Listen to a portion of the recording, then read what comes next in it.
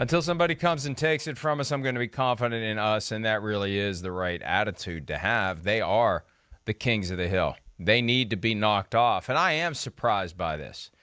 Ravens plus 200, Browns plus 200. Obviously, that's 2-1 odds. Got to bet 100 to make 200. Bengals plus 210. Now, it's not a huge difference, but they're in third position. The defending AFC champions are in third position. And what surprises me more than anything else, you want to make a little money? You want to find a good value as you're spreading your gambling investment dollars around? Steelers at 8-1. Of all those four, I'll take that one, Chris. Oh, I know you do. I mean, hey, your pasta and meatballs guts, I know, is just trying to say, Steelers back against the wall. This is the year, which the history shows. This is the kind of the year they surprise people and are maybe more competitive than we think. There's no doubt. I mean, the division is extremely talented. I mean, really.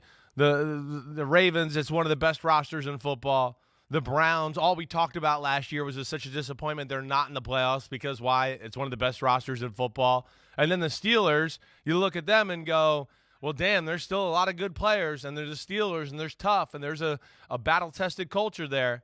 But, I don't understand the disrespect of the Bengals, really. I don't. To me, last year was not like a flash in the pan and now they're going to drop down a little bit.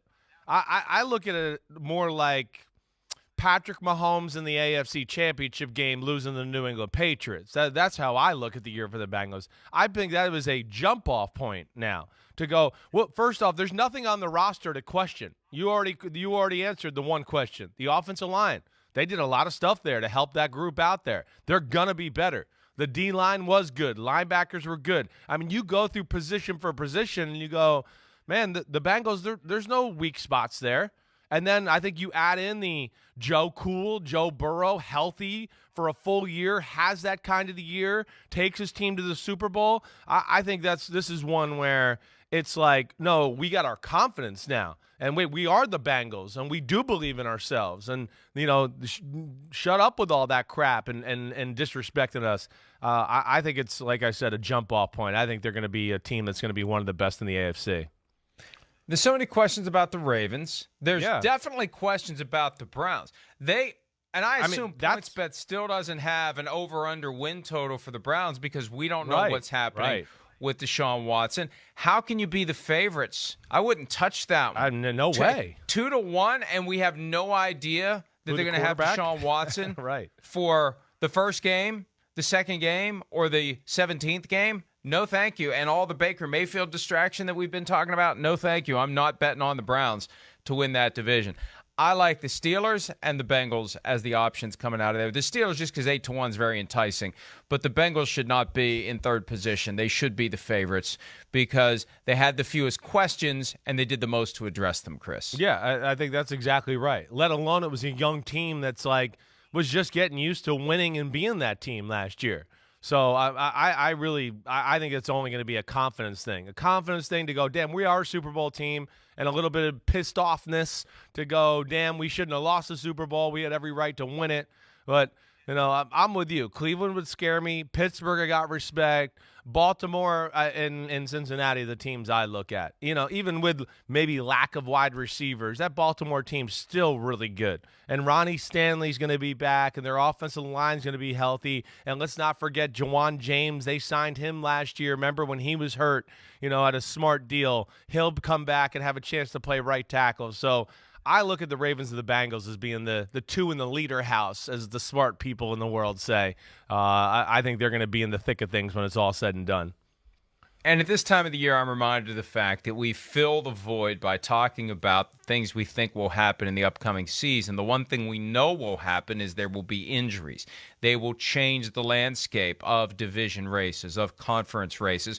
We just don't know who they'll happen to or how the backups will perform or the replacements if you go out and find somebody. But injuries, especially as the talent packs together, and it really is, in the AFC especially, packed together. So it does come down to who has all their best players and who doesn't. And other factors when things are packed together, like who gets the benefit of the bad calls. There will be bad calls. Right. They hurt one team, they help another. Bounce of the ball hurts one team, helps another. Schedule little things like that will be what makes the difference. Hey, and tonight we're going to find out. Do you get some easy games out of the gate so you can build some confidence? Or do you get your ass kicked all over the place in September to the point where you're picking up the pieces and you feel like you're constantly chasing and chasing and chasing just to try to get a seat at the table in the playoffs?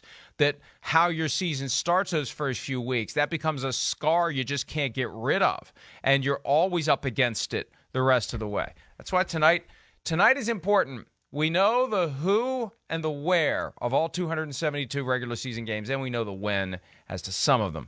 The rest of the games, the whole thing, tonight we find out, and that's one of the big factors. Who gets it easy, especially those AFC contenders? Who gets it easy out of the gates and who doesn't? The problem is with so many great teams, I don't know anybody's going to get it easy out of the gates. I don't think, if you're an AFC team, I don't think that you're going to be able to say to yourself, man, we got an easy September. It's going to be a grind all year long. I agreed. It's really remarkable. I mean, it really is. When you look at the AFC, you just sit there and go, well, yeah, okay, the cupcake teams, right? Yeah, the Jets and the Jaguars. Well, damn, I don't know. The Jets and the Jaguars, they got a lot of young talent on the team. They'd be scary. I mean, so, yeah, they're not one of the better teams. We get that. But it's not like you're going to walk on the field and just go, well, this is a cupcake victory. No problem, right? Yeah, the Tennessee Titans said that last year, and the Colts said that to the Jaguars, let alone we know it's – Colts took a bite out of a cupcake and blew up in their mouth. Blew up in their face, seriously. But, yes, and then the Houston Texans, maybe you could put in that category. But after that, I mean – you're talking one damn superstar quarterback and heavy artillery on the offensive side of the ball after another. And it really is. You're right. The AFC, there will be no such thing as an easy start when they're playing each other early in the year. I'm looking at the Bengals schedule right now. At home, they've got their three division rivals, the Ravens, the Browns, and the Steelers. They've got the Bills. They've got the Chiefs. They've got the Dolphins. They have the Panthers and the Falcons. There is a way you can construct an easier start for the Bengals. If they get Panthers or Falcons at home right out of the gates, teams that we really don't know who their quarterback's going to be, and there's a sense that they're rebuilding, although I don't want to get the Panthers at full-strength Christian McCaffrey. They were 3-0 to start the year last year.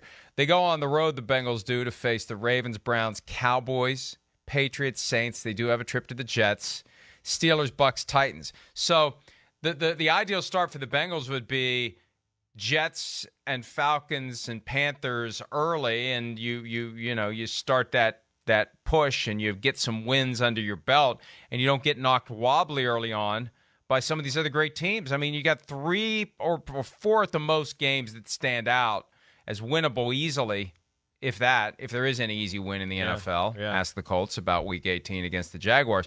But as most of these AFC schedules, we're going to look at and we're going to say, holy crap, it's Murderer's Row. We look at another team, holy crap, it's Murderer's Row. Holy crap, it's Murderer's Row. And that's great for the NFL because, you don't want parity to happen because they all suck. You want parity to happen because there's a sense that they're all great, and that's what we have in the AFC. Yeah, we definitely do. I think a lot of, some of those AFC teams are probably going to be, maybe hopefully we'll get lucky, and if we're not, playing one of those NFC divisions early on, like you said, and maybe we get one of those lesser teams in them. Because, again, the AFC North, what's there to be scared of right now? The Green Bay Packers. So, NFC North. So if you're playing the NFC North, you're going, oh, damn, okay, there might be some chances there. And the same with the NFC South. Again, there's 2 teams like you just mentioned that are certainly questionable. The Saints are a team that's, got talent, but kind of in a transition period to a degree. So there's certainly an imbalance of power between the NFC and the AFC. And, the NFC has some teams that I look at to go, wow, their teams are complete and they're dangerous, but there's an element maybe missing about them. The 49ers, the quarterback conversation, you talk about them. But, again, Tampa, Green Bay, San Fran, Rams, those are the teams you look at that go, well, they'll be able to compete with anybody from the AFC, that's for sure. Hi, I'm Mike Tirico, and thanks for watching. Make sure to hit subscribe for the latest news and highlights from NBC Sports.